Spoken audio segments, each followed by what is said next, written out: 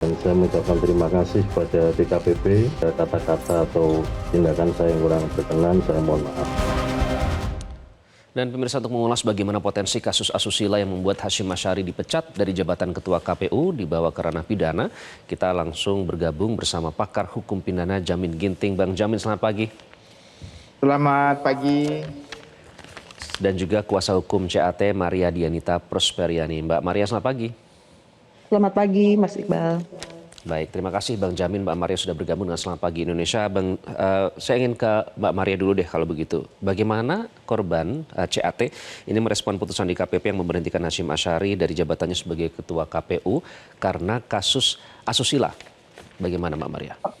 Oke, jadi awal mula sebenarnya pembacaan putusannya ya, Mas Iqbal ya, itu kan memang trauma masih terlihat ya di CAT gitu ketika putusan dibacakan. Tapi kemudian ketika memang hukumannya menyatakan bahwa aduannya itu dikabulkan, semua korban merasa lega ya, merasa lega dan didengar dalam prosesnya dirinya mencari keadilan ini dengar.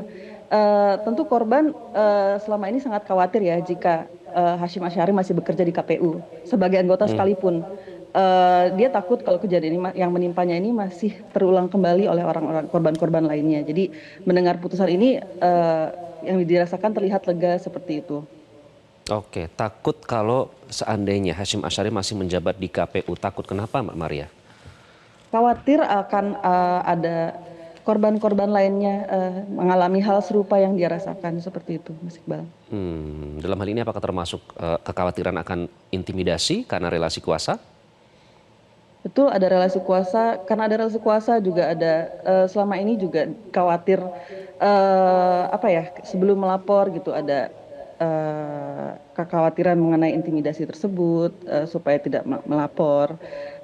Dan itu dengan dibacakannya putusan itu ya jadinya korban jujur merasa lega seperti itu karena memang di sini dia masih melihat adanya keadilan di negeri ini, masih didengar sebagai korban, posisinya sebagai korban.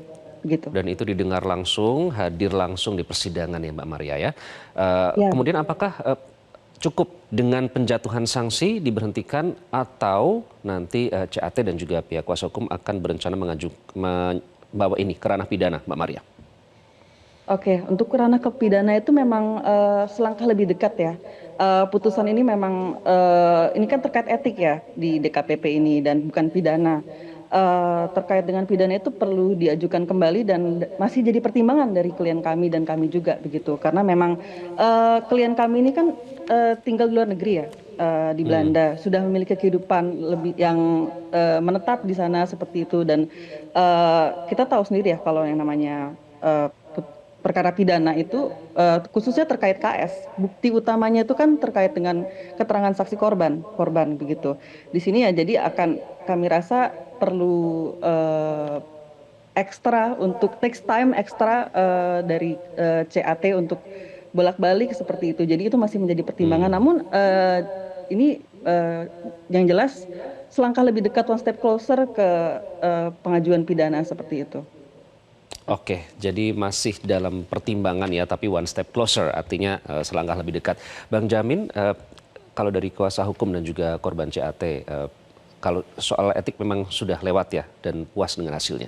Tapi soal ranah pidana ini soal hal lain, karena tentu pasti akan membutuhkan bukti. Nah, kalau tadi kita melihat keterangan yang sudah dihimpun adalah keterangan saksi dan juga keterangan dari pihak korban, apakah cukup untuk bisa membawa ini ke ranah pidana, Bang Jamin? Ya, kalau dalam konteks pidana ada dua ya. Pertama, pidana terkait pidana umum yang diatur dalam KUHP kita tentang pencabulan. Yang kedua, terkait dengan Undang-Undang TPKS ya, kekerasan seksual. Nah, kalau di TPKS itu, Undang-Undang tentang kekerasan seksual, alat bukti itu berbeda dengan pidana umum. Dia cukup dengan keterangan korban dan alat bukti lain. Nah, keterangan korban itu dianggap alat bukti yang sah. Kenapa? Karena kecenderungan pelaku pelecehan seksual itu di ruang tertutup gitu loh. Jadi nggak mungkin ada saksi lain selain daripada pelaku dan korban. Sehingga dalam undang-undang itu dikatakan keterangan korban dan itu udah cukup menjadikan dia sebagai bukti yang sah begitu. Sehingga di TPKS itu memang kekerasan itu kan ada yang fisik dan fisik. Nah, termasuk juga terkait dengan relasi kuasa. apalagi yang terkait dengan relasi kuasa ya, tentu kan sulit ya untuk kita bisa orang lain gitu ada selain daripada korban dan juga pelaku di situ, kecuali ada CCTV, tapi juga ruang pribadi privasi kan jarang ya ada CCTV, Hmm, contohnya di hotel, di kamar pribadi. Nah itu jarang terjadi. Ya, jadi itu bisa Mas itu alat bukti itu begitu. oke. Mbak Maria, tadi kita mendengarkan ya pernyataan dari CAT, berterima kasih kepada kuasa hukum yang selama ini mendampingi. Nah, tapi kalau dari korban sendiri, CAT ini kan artinya sebenarnya tadinya ada sedikit keraguan namun diyakinkan oleh pihak kuasa hukum. Kalau dari CAT-nya sendiri, sebenarnya apakah, karena kita pasti mempertimbangkan faktor trauma dan lain-lain ya, kekhawatiran psikologis. Kalau dari CAT-nya sendiri, apakah memang mau membawa ini ke ranah pidana atau belum siap? Eh, Jujur masih dipertimbangkan ya seperti itu karena memang dia CAT itu merasa saat ini apa yang ini sebuah strategi sih sebenarnya.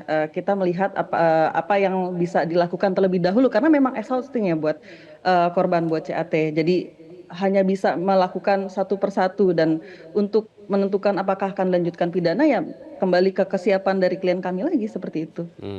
Oke. Kalau tadi kata Bang Jamin sebenarnya kalau melalui TPKS ini sudah cukup dengan keterangan korban. Nah, apakah juga Ya. akan ke situ nanti tim kuasa hukum mengarahkannya?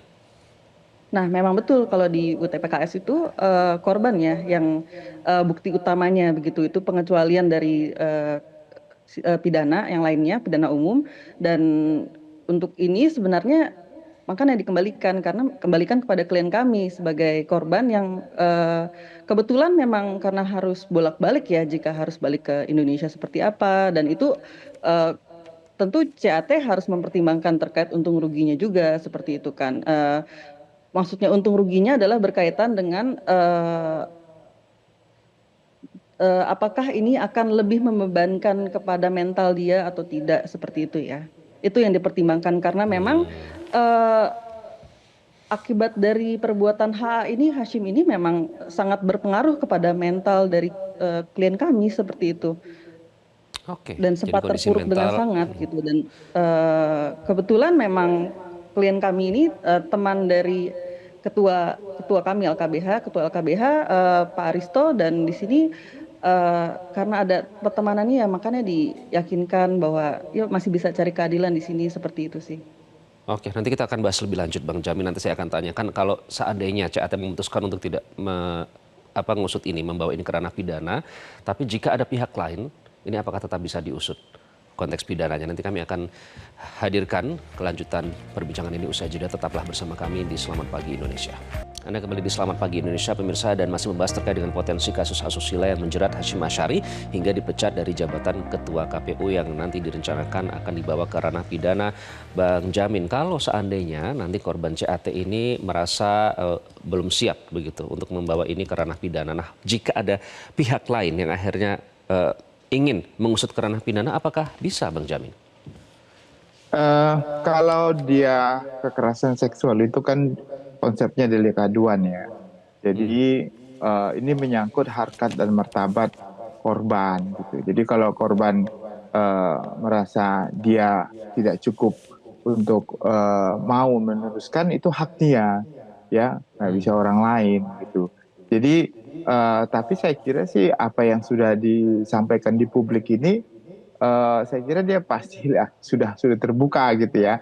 Artinya nggak gampang seseorang yang diperlakukan dalam pelecehan seksual ini ingin melapor gitu, karena nanti feedback buat dia sendiri, apalagi perempuan ya, dia pasti kan banyak cecaran di medsos, mungkin banyak juga yang menyindir dia dalam sisi negatif gitu loh. Nah itu juga nggak gampang bagi seorang korban begitu ya, apalagi menjadi dia sisi negatif malah membalikkan fakta gitu. Nah ini nggak gampang. Jadi menurut saya harus diberikan dulu uh, kesiapan ya bagi korban ini. Apakah dia melaporkan, karena nanti diekspos, bahkan nanti bisa terbuka di publik ya kan. walaupun nanti sidangnya tertutup, tapi kan publik medsos kita ini kan serem-serem juga gitu ceritanya. Nah, jadi Pressure yang menurut mungkin saya itu didapatkan hak oleh dia lah korban ya. ya. Tapi nggak boleh orang lain yang nggak punya kepentingan melaporkan itu nggak boleh begitu. Oke, jadi hanya korban ya yang memungkinkan untuk nanti membawa Iya. ke ranah pidana. Bang Jamin, tapi kalau misalnya ya kita berbicara soal jabatan yang melekat ke Hasyim Asyari sebagai ketua KPU, artinya ada fasilitas negara, alat negara yang digunakan di situ. Contoh sederhana mobil dinas misalnya digunakan untuk sesuatu yang terkait dengan tindakan yang asusila yang sudah dilakukan. Nah, apakah bisa masuk dari situ untuk mengusut kasus pidana ini? Mungkin itu kasus yang berbeda ya. Kalau dia kasus terkait dengan penyalahgunaan fasilitas negara yang melekat dalam jabatan digunakan untuk kepentingan pribadi, mungkin itu berbeda dengan kasus pelecehan seksualnya, begitu itu tersendiri. Atau ada diusut lagi kasus tindak pidana korupsi atau gratifikasi gitu. Nah itu juga bisa gitu. Tinggal nanti kita tunggu aja apakah ada korban-korban lain ya, yang melaporkan ataukah ada sekarang kan ada lagi ngetren gratifikasi seksual namanya gitu ya. Nah, apakah ada mencenderung ke sana atau pemberian? Biasanya kalau udah disoroti masyarakat seperti ini, kasus-kasus lain bisa mengikuti. Kita tahu ya beberapa kasus anak-anak dulu yang juga orang tuanya jadi terlibat. Nah ini jadi bisa saja ke arah sana, tapi fokus yang utama tentunya kita mengutamakan korban ini dulu gitu, korbannya. Oke. Ya. Jangan sampai nanti dia menjustifikasi ini jadi menyeramkan di Indonesia, jadi nggak sanggup lah menerima informasi berita-berita. Jadi Baik, saya Bang Jamin, Mbak sarankan Maria, kalau pidana hak dia, tapi juga mementingkan dan harus memikirkan ya kondisi stabilitas korban. mental dan emosional dan keluarga terutama ya. Dia kan juga punya keluarga ini, jadi harus diperhatikan itu gitu ya Mas. Baik, itu yang menjadi faktor utama Bang Jamin dan Mbak Maria yang menjadi perbincangan publik itu adalah juga terkait dengan potensi pemberatan pidana. Karena Hasyim Asyari adalah seorang tokoh yang tentu mengemban jabatan yang bukan menentukan nasib bangsa ini begitu. Bahkan kalau kita berbicara tentang KPU Republik Indonesia melaksanakan gelaran pemilu dan lain-lain. Ini artinya tidak bisa disamakan dengan mereka yang tidak melekat dengan jabatan publik yang tanggung jawabnya sebesar itu. Nah, untuk memberikan kita gambaran, Mbak Maria, bukan ingin mengungkit ya ke masa lalu lagi, tapi tindakan apa yang dilakukan secara sistematis ini sejak awal hingga akhirnya bisa intens berkomunikasi CAT dengan Hasyim ini? Oke, awal mulanya sih memang ketika BIMTEK ya, pertama kali pertemuannya itu di BIMTEK, lalu ada kesempatan di mana teradu berbicara dengan pengadu, lalu meminta untuk WA seperti itu, untuk dihubungi, lalu lanjut intens percakapan tersebut ya. Sistematisnya ini kaitannya dengan pertama memang hubungan mereka ini dalam konteks pekerjaan ya, ada relasi kuasa di mana pengadu ini klien kami tidak memiliki opsi ya kadang karena adanya atasan bawahan ini tidak memiliki opsi ketika dihubungi oleh atasannya begitu kan ya. Namun juga dalam percakapan berkaitan pekerjaan itu disisipi chat-chat mengenai bujuk rayu seperti itu, dan itu juga sudah ditolak berkali-kali bujuk rayu tersebut oleh klien kami seperti itu kan. Dan kemudian juga selain itu juga mungkin tahu juga berkaitan dengan pengiriman sebuah video ya, Vincent Desta. Di situ memang terlihat sistematisnya itu menunjukkan bahwa Hasyim ini ingin menunjukkan kekuasaannya seperti itu. Saya orang yang berkuasa, supaya bisa menarik hatinya seperti itu.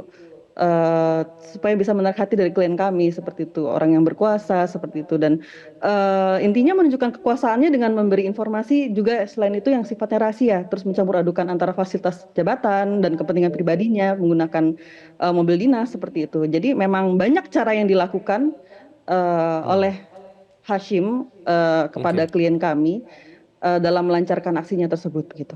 Oke, Mbak Maria, yang membuat saya penasaran dan juga mungkin masyarakat dan pemirsa ya, ini kan kalau tidak salah ada beberapa kali terjadi kalau kita melihat dari keterangannya. Nah, mungkin tadi Bang Jamin bilang ini kan di bawah pressure.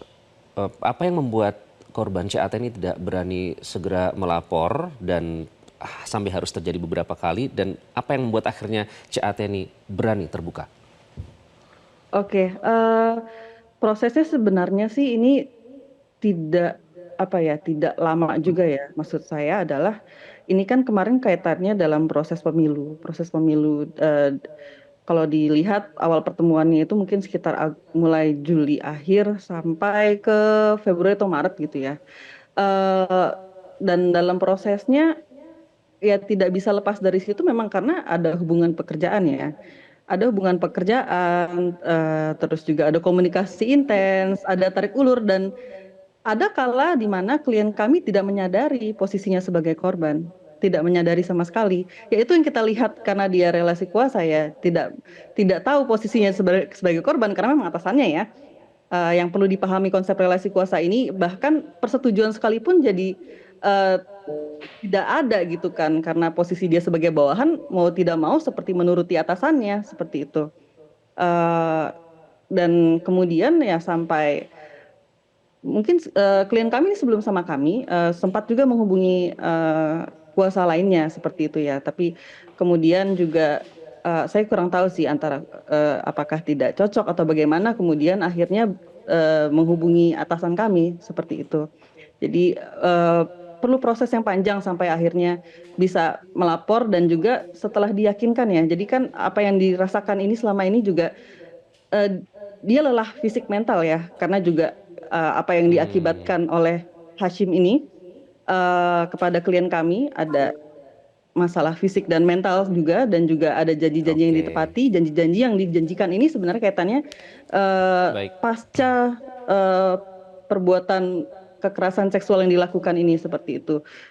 Akhirnya dia menyadari setelah janji-janji tersebut tidak ditepati, maksudnya adalah berkaitan dengan berjanji untuk menghubungi seperti itu. Dan Oke, baik Mbak Maria. Kita nantikan ya, semoga kondisi korban istilahnya dalam kondisi mental yang seimbang dan akhirnya bisa berpikir jernih untuk apakah nanti membawa ke ranah pidana seperti yang Bang Jamin tadi katakan. Semua tergantung dari korban CAT, jangan sampai malah mendapatkan pressure yang begitu besar dan terganggu psikologisnya. Bang Jamin, Mbak Maria, terima kasih sudah bergabung dengan Selamat Pagi Indonesia.